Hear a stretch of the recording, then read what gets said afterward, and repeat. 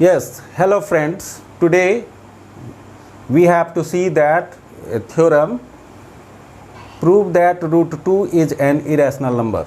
So let us assume that first for this theorem we take a contradiction.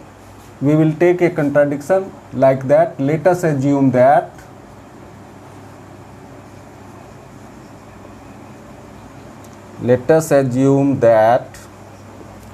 root 2 is a rational number.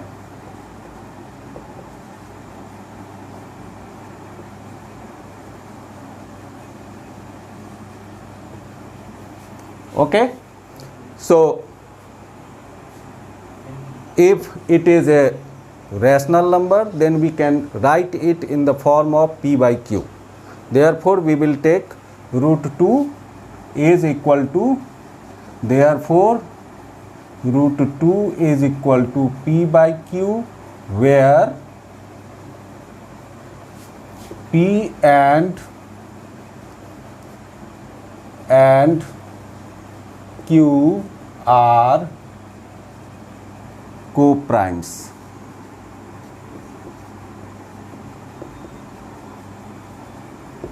Means p and q are co-primes. It means p and q has only one number, that is 1, that is the common factor. It means 1 is the HCF. अब इसको ध्यान से समझिए, हिंदी में समझ लीजिए कि यदि हम लोग मान लेते हैं कि रूट 2 एक रैशनल नंबर है, परिमेय संख्या है, तो इसका अर्थ है कि परिमेय संख्या को, रैशनल नंबर को हम लोग p बाई क्यू के फॉर्मेट पर लिख सकते हैं। इसका मतलब हुआ कि p और q जो है यहाँ हम लोग सिंपलेस्ट फॉर्म में लिए हैं। p बाई क्यू जो है सो सिंपलेस्ट फॉर्म में है रैशनल नंबर का। इसका मतलब p और q दोनों जो है सो को प्राइम होगा। को प्राइम होने का मतलब है कि p और q दोनों का HCF यानी महत्तम समापवर्तक वो आपका क्या होगा, 1 होगा। इसका मतलब हुआ कि p और q एक दूसरे से डिविजिबल नहीं है। ठीक है। अब यदि p और q दोनों डिविजिबल नहीं है तो हम लोग यहाँ क्या करेंगे, अगला स्टेप में squaring both sides, squaring both sides,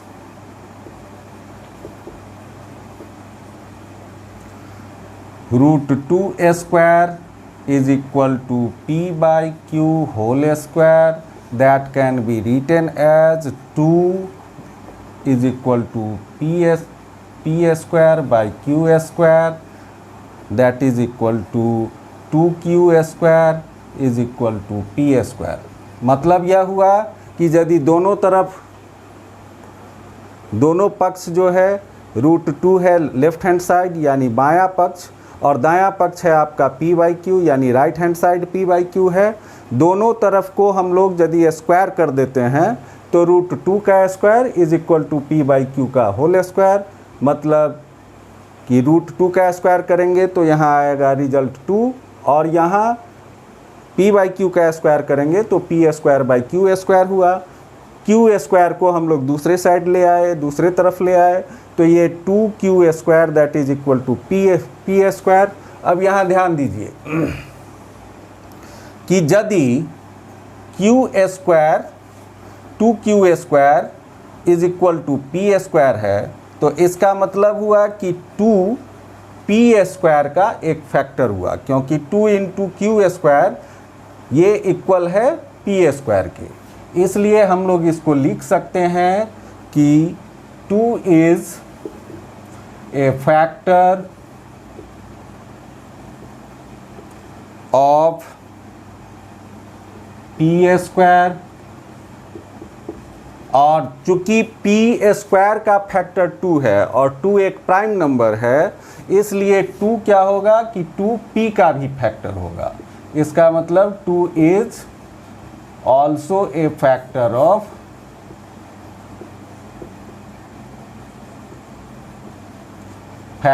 of p।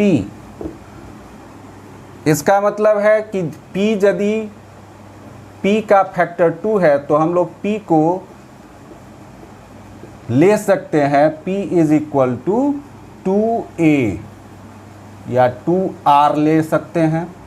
इसका मतलब हुआ कि p का वैल्यू 2 इंटू r होगा, तो हम लोग इसको p के जगह पर 2r को रिप्लेस कर सकते हैं।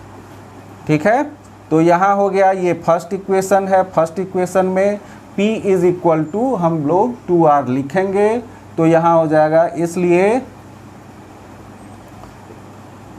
2q square is equal to 2r का whole square, that is equal to 2q square is equal to 4r square, that is equal to q square is equal to 2r square.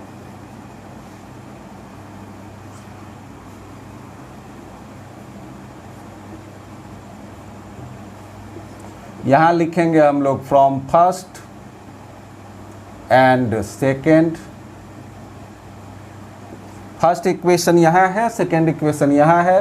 First equation में हम लोग p का value 2r लिखेंगे, तो यहाँ 2q square is equal to 2r square हो जाएगा। अब यहाँ देखिए कि 2q स्क्वायर और 2r का होल स्क्वायर, इससे हम लोगों को रिजल्ट मिला अगला स्टेप में 2q square is equal to 4r square. अब 2 से 4 डिविजिबल है, तो 2 से यदि 4 को डिवाइड करेंगे तो 2 आएगा। इसका मतलब हुआ कि 2q square is equal to 2r square, तो यहाँ ये इक्वेशन थर्ड हुआ।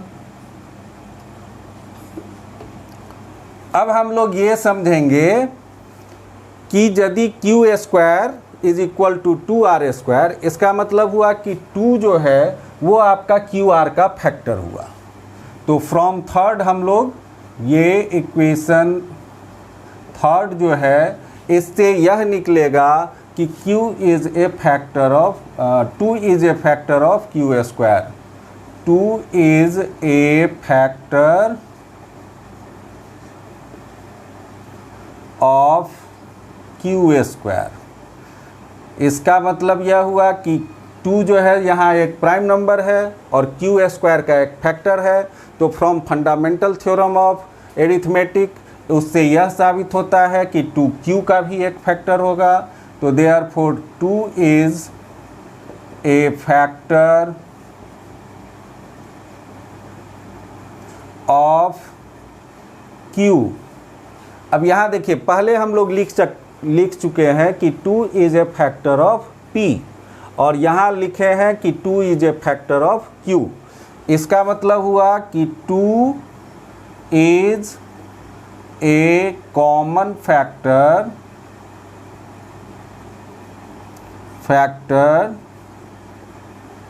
Of p and q both, यानी 2 p का भी फैक्टर है और q का भी फैक्टर है। लेकिन यहाँ हम लोग लिखे हुए हैं कि √2 is equal to p by q, where p and q are coprimes. Coprimes होने का मतलब p और q का कोई भी कॉमन फैक्टर नहीं है 1 को छोड़कर, यानी 1 जो है उसका हाईएस्ट कॉमन फैक्टर है। जैसे ही 1 हाईएस्ट कॉमन फैक्टर हुआ उसका, इसका मतलब 2 इस p और q दोनों का फैक्टर नहीं होगा, कॉमन फैक्टर नहीं होना चाहिए।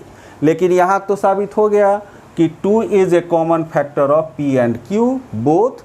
इससे यह साबित होता है कि दोनों स्टेटमेंट यहाँ p and q are coprimes, और यहाँ आ गया 2 is a common factor of p and q both. इसका मतलब यह हुआ कि या नहीं तो यह सही है, यह स्टेटमेंट सही है फर्स्ट स्टेटमेंट कि p and q are coprimes, लेकिन यहाँ स्टेटमेंट आया कि 2 is a common factor of p and q। इसका मतलब ये एक कंट्राडिक्शन हुआ। इसका मतलब हुआ कि इट कंट्राडिक्ट्स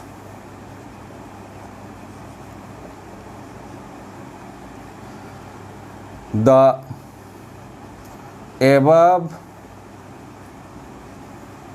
statement.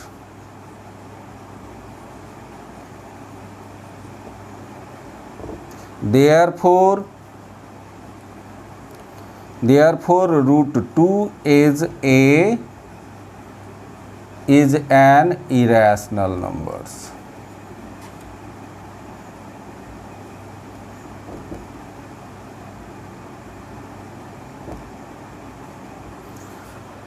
यानी रूट 2 एक इरेशनल नंबर है। क्यों? क्योंकि यहाँ हम लोग को कंट्राडिक्शन मिला। हम लोग जो माने कि P और Q जो है वो को प्राइम है, यहाँ आ गया कि P और Q दोनों का एक कॉमन फैक्टर 2 है जो कि अदर देन 1 है। इसका मतलब ये हुआ कि हम लोगों का जो एजम्पशन था वो कंट्राडिक्टरी हो गया।